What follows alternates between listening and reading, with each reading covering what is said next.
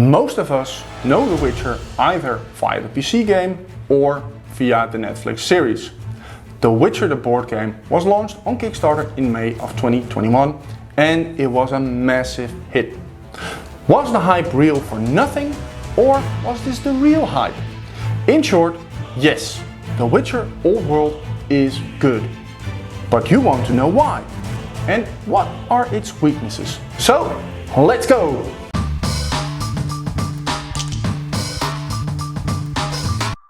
First, a short summary. The Witcher Old World is a game made for 1 to 5 players. It is a deck building game with some engine building and there are some form of character development. The goal of the game is to get 5 trophies. The winning trophy can only be gained by killing a monster.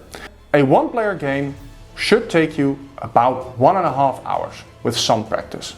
A 2-player game should take you 1.5 to 2 hours with some practice again.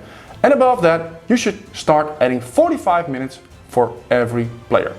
If you like The Witcher lore, you are in luck. The Witcher Old World looks and feels true to The Witcher lore, and that is very nice to see. The game is set on a map filled with locations that you can travel to. Some locations let you increase a specific skill for free. At other locations, you need to pay gold for it.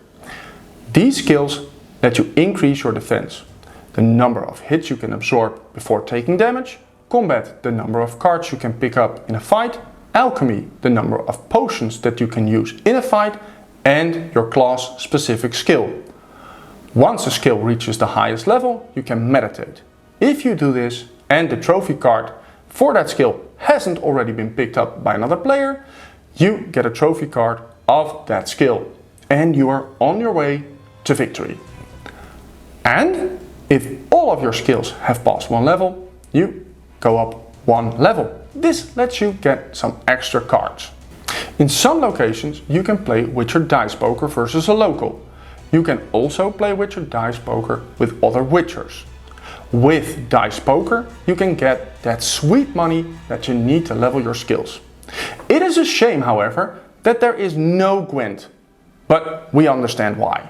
At the start of the game you will be asked to place 3 monsters on the board at a random location. Now, according to the number of players you are playing with, the difficulty of the monsters may change.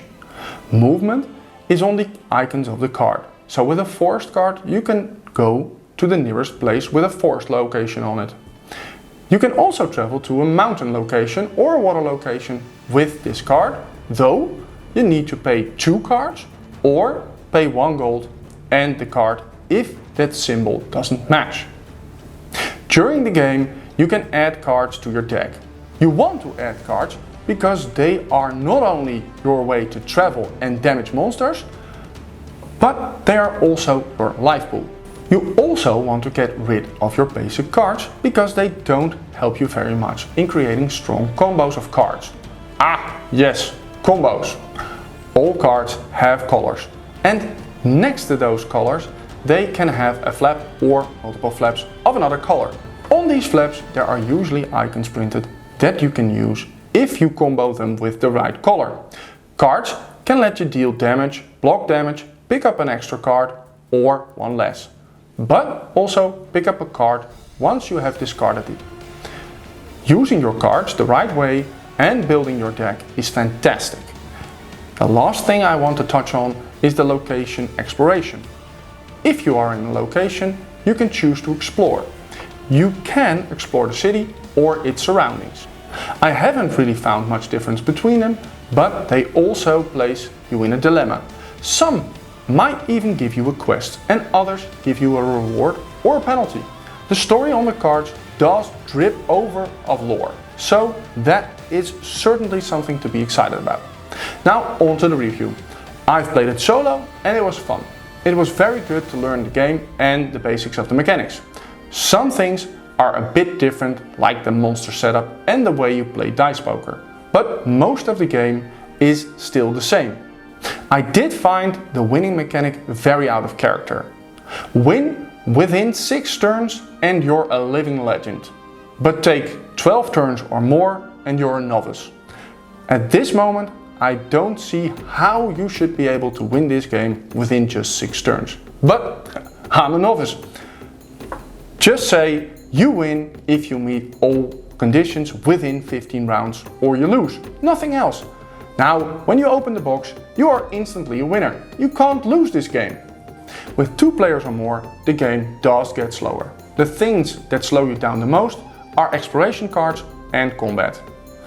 Exploration cards because you need to read out those aloud, and combat because when you draw new cards from the deck, you want to make the best out of those cards. You weigh your options and that takes time. While 2 players are battling, the rest is not involved. Sure, more games suffer from a lack of interaction, but for some reason with The Witcher it feels more prevalent due to the length of the fights. They did try to make the other players be engaged by being able to gamble on the outcome of Witcher fights and letting the other players read the attack cards of the monster deck out loud. But it's papering over the cracks. That said, it is a blast to play. Are you going to attack that enemy or are you going to do it next round?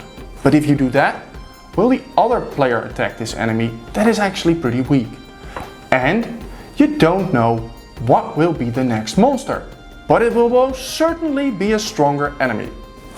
I do consider myself a novice in The Witcher Old World, so I did find it had a bit of a power creep. Once you have enough cards, nothing can touch you, and you can deal tons of damage. But early game, you are a wet paper bag trying to damage a steel container. Sure, it might get dirty, but you don't stand a chance of damaging it.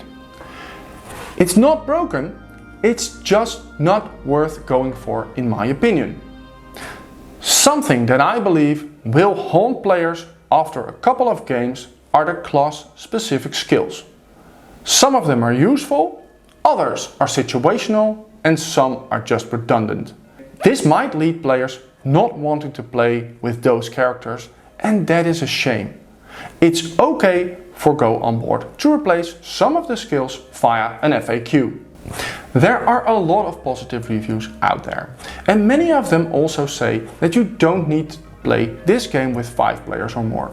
I fully agree on that part. I did want to try and give some more criticism than most review channels. Not because I hate the game, no, not at all. I really like it.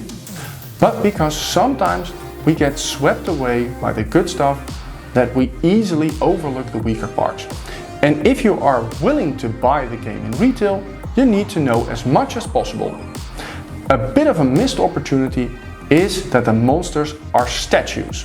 They don't roam the world and they don't engage in a fight unless you attack them. You can sit on them and they would just enjoy it. We did like the miniatures of the enemies. They look very nice.